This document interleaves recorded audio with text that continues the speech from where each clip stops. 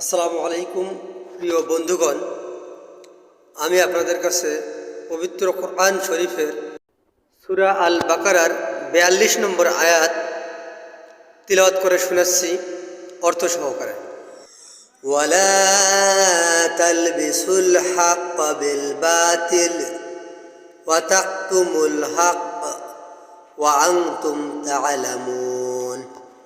ولا تلبسوا الحق بالباطل وتكتموا الحق وأنتم تعلمون। অর্থ, তোমরা সত্যকে মিথ্যার সাথে মিশ্রিত করে দিও না এবং জেনে শুনে সত্য গোপন করো না।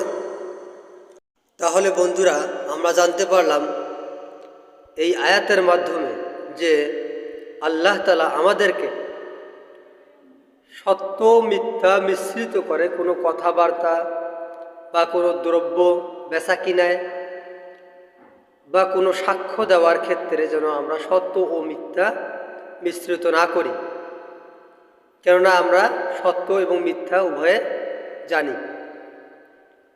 তাহলে ইনশাআল্লাহ আমরা এই আয়াত মান্য করে চলার চেষ্টা করব। আসসালামু আলাইকুম ওয়া রাহমাতুল্লাহ।